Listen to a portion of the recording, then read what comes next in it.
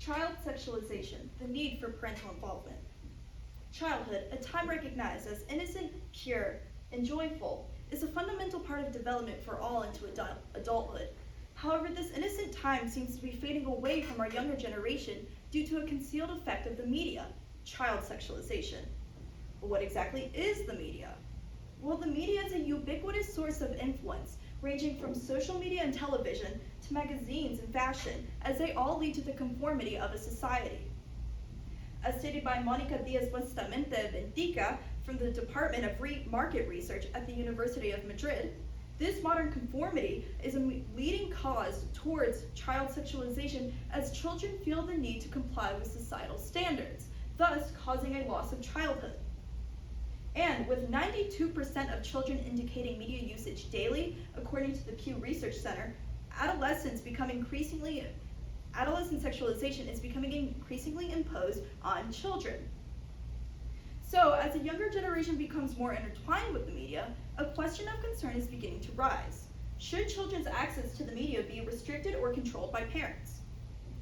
Adolescents' access to the media should require parental involvement, meaning restricting or monitoring media use, as the influence of explicit media sources is greatly influencing the increase of child sexualization through societal conformity standards, pop culture, and entertainment and social content. For societal conformity standards, there is sexualization through the historical developments. According to Liza Tolinsky, professor at the Department of Communications and Media Studies, children in pre-modern cultures were integrated into adult life as they were expected to participate in adult-like activities.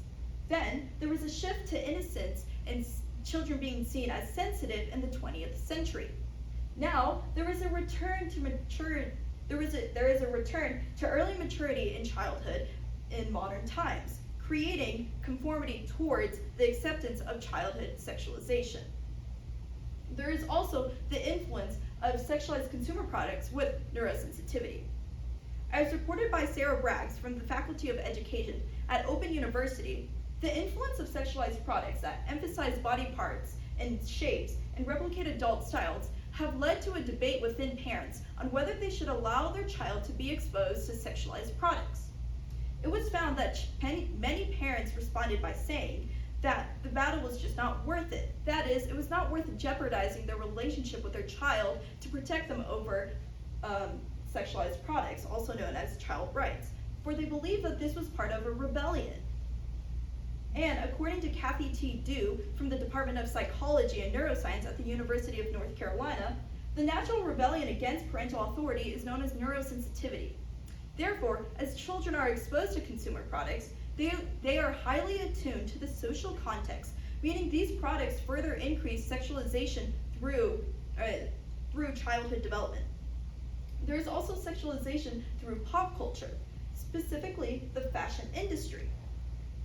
According to Anna Marie Vanska, the professor of fashion research at the Department of Design, the fashion industry is promoting clothes and images with a sexual overtone and pushes for early maturity, as children that are being marked by sexuality are becoming increasingly common, with many being pressured to adopt a sexualized look. Therefore, there is a shift from children being viewed as innocent and pure to mature and sexual throughout the fashion industry. There is also sexualization through magazine companies. According to Africa Taylor, an associate professor at the Center for Sustainable Communities, with about 20% of 6-year-olds indicating that they have read at least one magazine that is child-directed consistently, magazine companies actually have extreme power in the conformity towards sexualization in society. And they do this by exploiting children's desires to be grown up, and they encourage early maturity by showing sexualized images and products in their magazines. There is also sexualization through social and entertainment media. For social media, according to Jolene Treckins, a postdoctoral researcher at the School for Mass Communications, social media has actually had a large part in the conformity of child sexualization as it pushes the idea of rewards for attractiveness, causing children to engage in behaviors that emulate societal ideals. Additionally, according to Rachel Monroe, a contributing writer at The Atlantic, She claims that the fashion industry, specifically fast fashion, is starting to use social media as a way for advertising and branding. And by doing so, this is affecting society's aspirations and insecurities through the desire of expression through clothing, causing further sexualization. According to Elizabeth McDane, a research associate at the ETR Associates, she conducted a study where she investigated several children TV shows and found that 3 instances present per episode and 770 instances across all episodes showed child sexualization, meaning that even if these programs are child directed, there is still chances of children being exposed to sexualized content. So, as children continue to be exposed to these sexualized contents, there are detrimental effects in adolescents' development, supporting the need for protection of child media rights. According to author Morgan Thomas from the University of Oregon, as children are susceptible to inappropriate media sources, they suffer consequences to their overall identity development. Furthermore, they suffer consequences to social, emotional, and cognitive development. Furthermore, psychologist Michael Carr-Gregg states that as children are sexualized, they are associated with physical issues such as depression, disordered eating, and anxiety. So what are the best possible resources that parents can use to help prevent these issues from happening?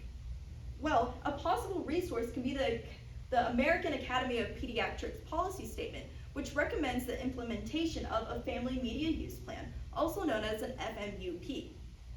The policy recommends that parents establish a family media use plan to help provide and enforce rules and guidelines that align with the family views and also provide families with opportunities to navigate and investigate age-appropriate programs and apps.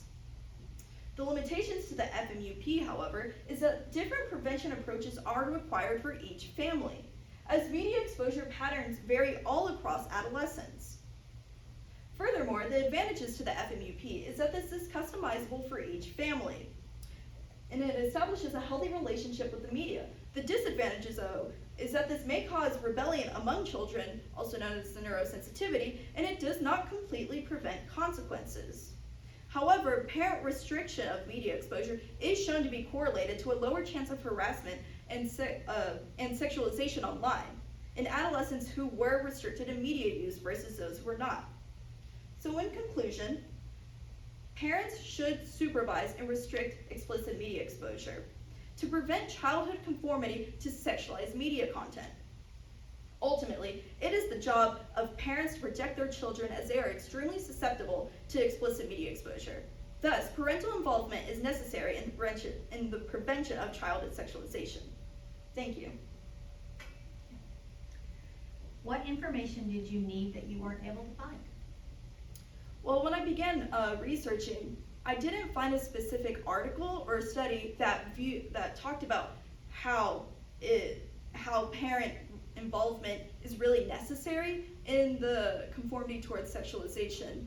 For example, I found a study in the fast fashion that showed that children that are being exposed to this sexualized fashion are conforming to it, but there was no specific study stating that why it would be important with parental involvement.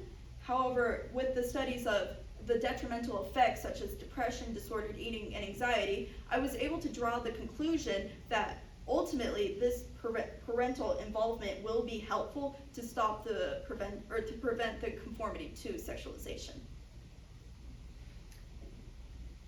How did you use the conclusions or questions of others to advance your own research? Well, like I said, there was not many articles that stated why or how there would be parental involvement. For example, the neurosensitivity, a lot of parents said that they weren't willing to jeopardize a relationship with their child.